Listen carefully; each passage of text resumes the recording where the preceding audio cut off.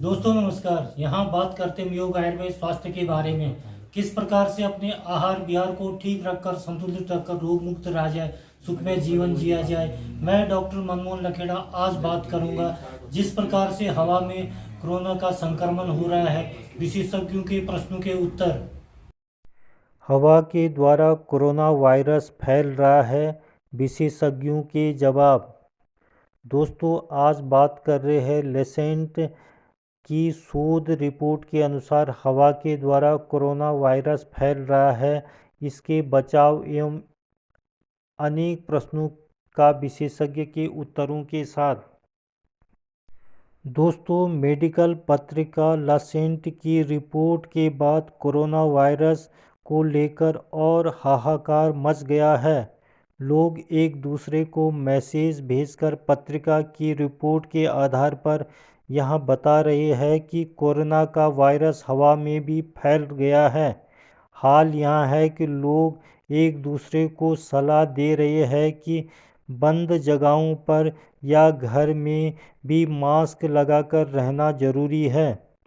साथ ही कहा जा रहा है कि एसी और कूलर चलाना इस वक्त बहुत घातक है, क्योंकि हवा के तौर तैर रहा कोरोना का वायरस उसके जरिए घर में आ सकता है और आपको संक्रमित कर सकता है। कुल मिलाकर इस रिपोर्ट के बाद लोगों में ऐसी फीलिंग आ गई है कि कोरोना का वायरस हवा में बिल्कुल वैसे ही उड़ रहा है जैसे मक्खी या मच्छर या फिर धूल के कण। आखिर इसकी सच्चाई क्या है और लोगों को अपने बचने के लिए क्या करना चाहिए, इस पर विशेषज्ञ क्या कहते हैं जो वायरस की गतिविधियों को अच्छे से समझते हैं जानते हैं। विशेषज्ञ के उत्तर। प्रश्न। आज एक नई रिसर्च की बड़ी तेज़ी से चर्चा है कि कोरोना का वायरस मुख्य रूप से हवा में फैल रहा है। इसे अपनी तरह से परिभाषित करिए, क्योंकि बहुत से लोगों को लगने लगा है कि कोरोना का वायरस वैसे ही हवा में उड़ रहा है जैसे मक्खी या मच्छर या प्रदूषण के कण। विशेषज्ञ का जवाब। दोस्तों इंसान जब छींकता, खांसता या तेज आवाज़ में बोलता है तो उसके मुंह से ड्रॉपलेट्स तेज़ी से बाहर आते हैं। यह ड्रॉपलेट्स अलग अलग आकार की होती है। कुछ बूंदें 5 माइक्रोन से ज़्यादा होती है। यह मुंह से बाहर निकलने के साथ ही ज़मीन पर तेज़ी से गिर जाती है। इसके साथ ही निकलने वाली 5 माइक्रोन से छोटी बूंदें हवा में कुछ समय तक तैरती रह सकती है।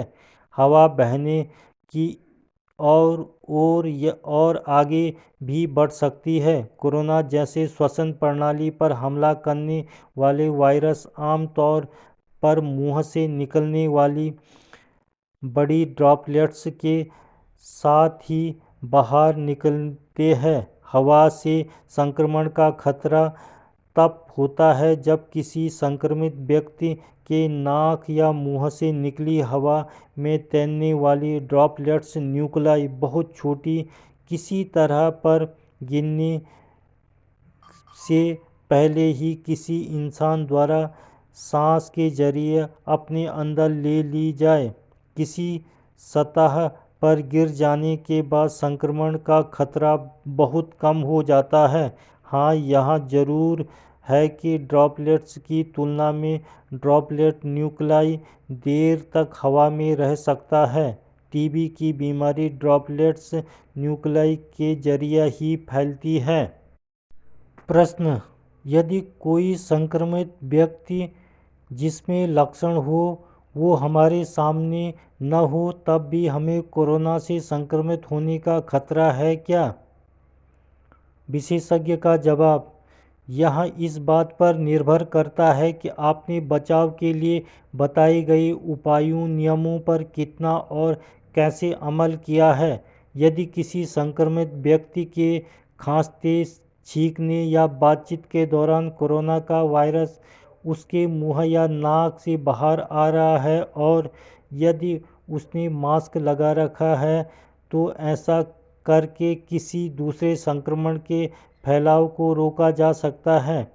ऐसे में जब कोई संक्रमित व्यक्ति हमारे सामने है ही नहीं तो हमें संक्रमण का कोई रिस्क नहीं है।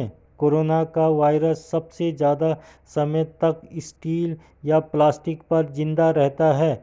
स्टील पर 5 से 6 घंटे जबकि प्लास्टिक पर 6 से 8 घंटे।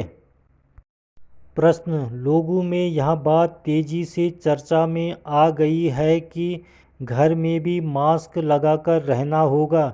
ऑफिस में जहां कोई भी न हो वहां भी बराबर मास्क लगाए रखना होगा। इसमें कितनी सच्चाई है? क्या लोग घरों में भी मास्क लगाकर रहिए? विशेषज्ञ का जवाब: यदि परिवार के किसी सदस्य को कोरोना हो गया है और आप उसी घर में रह रहे हो तो मास्क लगाने की ज़रूरत है। बाकी किसी को घर में रहने के दौरान मास्क लगाने की बिल्कुल भी ज़रूरत नहीं है। प्रश्न: समझदार लोग मास्क लगा रहे हैं, बार बार हाथ धो रहे हैं, लोगों से दूरी बनाकर रह रहे हैं, क्या इसके अतिरिक्त भी कोई सावधानी लेने की ज़रूरत आ गई है अब? विशेषज्ञ का जवाब: मास्क बार बार हाथ धोना और लोगों से दूरी बनाकर रहना संक्रमण के बचाव के सबसे बेहतर उपाय है। इतना ही बहुत है। प्रश्न: तेजी से संक्रमण या इन्फेक्शन का बढ़ने के क्या कारण है? विशेषज्ञ का जवाब: लोगों ने बचाव के उपाय पर सही तरीके से अमल नहीं किया। दूसरी तरफ वायरस ने भी समय के साथ अपने आप को चेंज किया है, यानी उसमें म्यूटेशन हुआ है। उसमें म्यूटेशन करके एक व्यक्ति से दूसरे में फैलने की अपनी क्षमता को बढ़ा लिया है। आशंका है कि वैक्सीन देने के बाद इंसानी शरीर में बनने वाली एंटीबॉडीज़ से अपने आप को बचाने के लिए भी वायरस ने अपने में बदलाव कर लिया है। प्रश्न: एसी और कूलर चलाने में लोग अब डरने लगे हैं जब से यह कहा गया है कि वायरस हवा में फैला हुआ है। इस पर क्या कहना है? विशेषज्ञ का उत्तर: यदि आपके आसपास या बेहद करीब कोई कोरोना से संक्रमित नहीं है तो एसी और कूलर चलाने में कोई दिक्कत नहीं है, चला सकते हैं। तो दोस्तों, आज के लिए बस इतना ही। देखते रहे लखेड़ा आयुर्वेद को। चैनल को लाइक, शेयर और सब्सक्राइब जरूर करिए और लेते रहिए योग, आयुर्वेद, स्वास्थ्य संबंधी नई जानकारियाँ। नमस्कार।